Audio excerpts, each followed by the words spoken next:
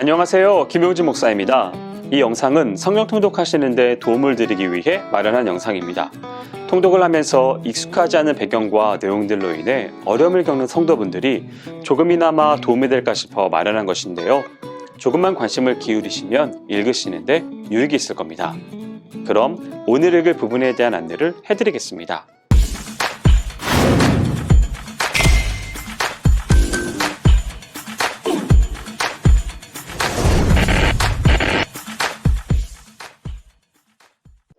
오늘 읽을 본문은 사무엘상 18장에서 20장까지 그리고 시편 11편과 59편입니다. 18장은 골리앗과의 전투로 말미암아 다윗이 이스라엘의 중요 인물로 부각되기 시작하고 그에 따라 서서히 다윗에 대한 사울의 질투가 시작된다는 사실이 언급되고 있습니다.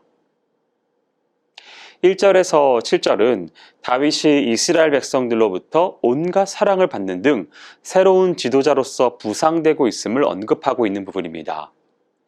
여기서 특히 주목되는 부분은 사울의 아들 요나단의 다윗에 대한 태도입니다. 사실 다윗이 이스라엘 백성들 사이에서 인기가 높아질 때 이를 경계할 수 있는 대상 중에 하나가 요나단이었습니다. 그러나 그는 다윗에 대한 대단한 매력을 느꼈고 심지어 그는 자신의 호의를 표시하기 위하여 자신의 의복을 벗어주기까지 했습니다. 8절에서 12절은 백성들로부터 칭송받는 다윗에 대해 사울이 극심한 시기심을 보이는 부분입니다. 하나님의 신이 떠난 사울에게는 악신이 임했고 그의 조종을 받는 사울은 온갖 의심 속에 다윗을 경계했습니다.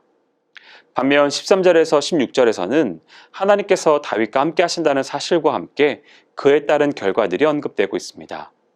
다윗은 일단 사울의 경계 대상이 됨으로써 외직으로 물러나 좌천당합니다. 그런 상황에서도 다윗은 백성들 사이에서 자신의 진가를 발휘하였고 백성들로부터 사랑을 더욱 받았습니다. 이 둘의 차이는 영적인 것에서 나온 겁니다. 영적인 차이는 사람의 세태와 흥황을 좌우하는 것임을 잊지 말아야 하겠습니다. 17절에서 30절은 다윗이 사울 왕의 사위가 되는 장면이 나옵니다. 사울은 자신의 딸을 미끼로 하여 다윗을 전쟁터로 보내서 죽게 하려는 계획을 꾸밉니다. 왕의 사위가 되기 위한 패백품으로 양피 100이 제시됩니다. 다윗은 이 패백을 바치고 사울의 사위가 됩니다. 미갈은 다윗을 많이 좋아했습니다. 이 사실을 안 사울은 미갈을 미끼로 하여 다윗을 죽일 계획을 꾸민 것입니다. 당시에 사위가 되려는 사람은 장인에게 많은 재물을 주어야만 했습니다. 사울은 가난한 다윗의 형편을 이해해주는 양 블레셋 사람의 양피 100으로 패백을 대신하라고 제안합니다. 이는 전쟁을 나가야만 했기에 다윗에게는 부담이 될 수밖에 없는 제안이었습니다. 그러나 하나님께서 함께 하심을 믿은 다윗은 블레셋인 200을 죽이고 그 양피를 구했습니다. 다윗을 죽이려는 흉계를 이용해 하나님께서는 오히려 다윗의 탁월성을 온 세상에 드러낸 것입니다. 15장은 다윗이 여러모로 사울의 모해 의도로부터 보호받는 모습이 그려지고 있습니다. 1절에서 7절은 요나단이 하나님의 대리자가 되어서 사울의 음모로부터 다윗을 보호하는 장면이 그려지고 있습니다. 사울은 신하들에게 다윗의 살해를 은밀히 명령합니다. 이를 알아챈 요나단은 다윗에게 사울의 음모를 알리며 은신할 것을 권합니다. 그리고 요나단은 사울에게 다윗의 무죄를 고합니다. 요나단의 칭언으로 사울은 다윗에 대한 살해 기도를 단념합니다. 8절에서 17절은 하나님께서 사울의 딸 미갈을 통하여 다윗이 목숨을 보전하신 그렇게 된 사실이 다뤄집니다. 사울은 다시 한번 시기심과 질투심이 발동됩니다. 이에 충동적으로 다윗을 죽이려고 하죠. 이때 미갈이 다윗의 목숨을 구출하여 보전되게 됩니다. 18절에서 24절은 하나님께서 직접 성령을 통하여 다윗을 구출하는 장면이 소개됩니다. 비록 다윗이 미갈의 도움으로 인해 사울을 피하여 도주할 수 있었지만 그가 이스라엘 영토 내에 있는 한 그의 목숨은 사울의 처분에 달렸음이 분명합니다. 즉 사울은 그 당시에 온 이스라엘을 좌지우지할 수 있는 절대 권력자가 되었습니다.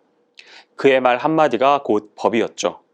이러한 상황에서 다윗이 사무엘을 찾은 것은 지극히 당연한 일이었습니다.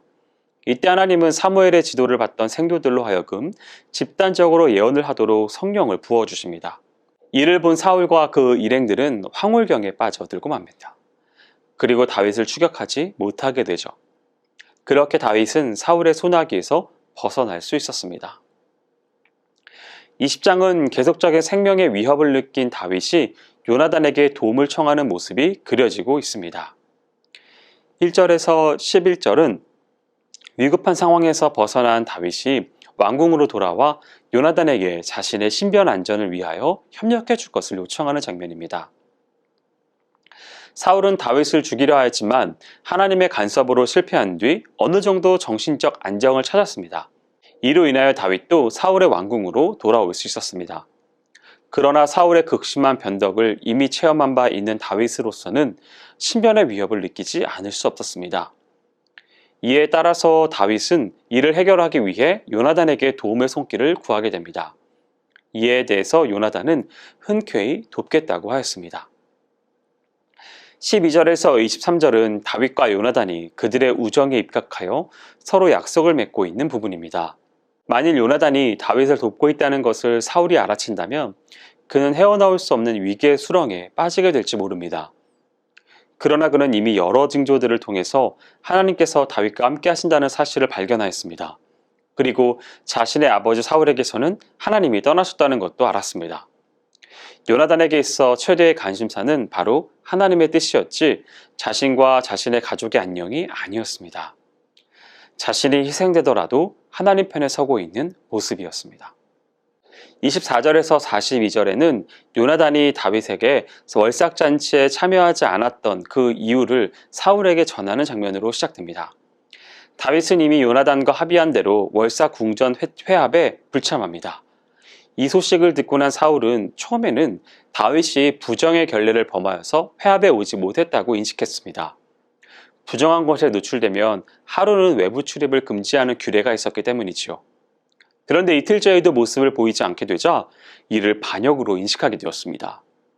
이를 요나단은 서둘러 다윗에게 알려주었고 다윗은 급히 왕궁을 떠나게 됩니다. 시편 11편은 다윗이 선민 이스라엘 백성들과 후대의 성도들을 위해서 쓴 지혜시에 속합니다. 여기서 다윗은 자신의 일생을 두고 거듭된 위기, 곧 인본주의적 탐욕에서 신본주의적 정통성을 가진 자신의 왕권과 영광을 탈취하려고 하는 자들로 인해 야기된 숱한 위기에 처해서도 자신은 자신을 왕으로 세우신 분이 절대 초월자로서 전 우주와 역사를 지으시고 섭리하시는 여호와이신 사실에 근거하여 오직 여호와께 의뢰하며 그 심령의 평안을 잃지 않고 있음을 선언하여 성도들에게 그들 각자도 오직 여호와를 의뢰할 것을 교훈하고 있습니다. 이런 점에 입각하여 오늘 본문과 함께 읽으면 유익합니다. 이 짧은 시는 형식상 시인 자신과 친구들 간의 대화 형식으로 시작하여 친구의 권고를 뿌리치고 자신의 신앙적인 소신을 밝히는 형식으로 이루어져 있습니다.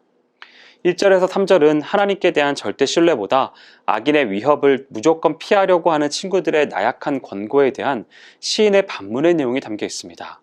이어서 이어지는 4절에서 7절은 초월자이신 하나님의 공의의 심판에 대한 신뢰와 악인에 대한 징벌이 반드시 있을 것이라고 하는 예언적 신앙으로 신앙인 자신의 평안한 마음을 노래합니다.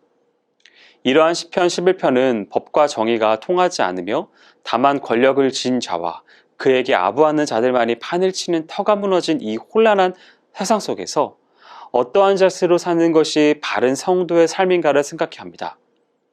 우리는 실로 온갖 횡포를 자행하는 악인보다 몇 천 배 더 크신 하나님, 그리고 반드시 공의로 악인들을 심판하실 하나님, 그분에 대한 절대 신앙만이 능히 그러한 현실을 올바로 극복할 수 있음을 깊이 공감할 수 있어야 하겠습니다. 시편 59편은 기록 배경상으로 볼 때 다윗의 시 중 초기의 것입니다. BC 1200년경 다윗이 블레셋 장수 골리앗과의 전투에서 승리한 후 다윗에 대한 백성들의 칭송이 날마다 더해가고 있을 당시에 백성들의 마음이 다윗에게로 향하는 것을 시기한 사울 왕이 다윗을 죽이려고 자객들을 다윗의 집으로 보낸 일을 배경으로 작성된 비탄시입니다. 따라서 오늘 본문과 연결지어 읽으면 유익합니다. 다윗은 다행히도 자신의 아내 미갈의 도움을 받아 포위망을 뚫고 피신할 수 있었는데 이는 시편 59편에 나타난 바 다윗의 간절한 기도에 대한 하나님의 응답이었다고 볼 수 있습니다. 59편은 음악 용어의 하나인 셀라를 중심으로 하여 세 부분으로 나뉩니다. 먼저 전반부인 1절에서 5절은 시인 자신의 무고함을 주장하고 자신을 치려는 원수들로부터의 구원을 간구하는 부분입니다. 중반부인 6절에서 13절은 심판에 대한 두려움 없이 거만하게 악을 행하는 악인들에 대하여 공의의 보응을 행하사 온 땅이 이스라엘의 하나님의 생존과 위엄을 알게 해달라는 간구가 이어집니다.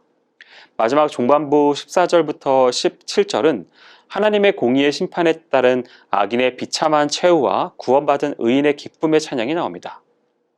59편에서 시인은 자신의 대적자를 가리켜 사악을 행하는 자, 피 흘리기를 좋아하는 자, 개처럼 울며 성으로 두루다니는 자, 입술에는 칼이 있는 자로 고발하면서도 한편으로는 하나님이 저희를 비웃으시로다 라고 하는 표현으로 저들을 향해 조롱합니다. 이는 생명을 위협하는 악인과 맞닥뜨려져 있는 긴박한 상황 속에서도 일반 사람들은 실로 상상도 할 수 없는 기계와 용기가 넘치는 모습입니다. 이 같은 용기는 하나님은 나의 산성이시라는 고백, 방패가 되신다라고 하는 확고한 여호와 신앙에서만 비롯되는 것입니다. 또한 시인은 악인에 대한 공의의 보응을 간구하되 저들을 즉각적으로 죽이지 마시고 서서히 그러나 완전히 소멸되게 하심으로써 하나님이 야곱 중에 다스리심을 땅끝까지 알게 해달라고 간구합니다. 이는 궁극적으로 악인에 대한 하나님의 보응의 간구가 시인 자신의 구원만을 위해서가 아니라 보다 원대한 차원에서 이스라엘의 하나님 여호와의 영광이 온 세계에 전파되게 하기 위한 것임을 보여줍니다. 여기까지 사무엘상 18장에서 20장까지 그리고 시편 11편과 59편을 성경 통독하실 때 도움이 될 만한 내용을 전해드렸습니다. 혹시 외에 질문 있으시거나 나누고 싶은 이야기가 있으시면 밴드나 댓글로 달아주시면 필요한 도움을 드리겠습니다. 그럼 내일 다시 만나도록 하겠습니다. 동독 화이팅 하세요.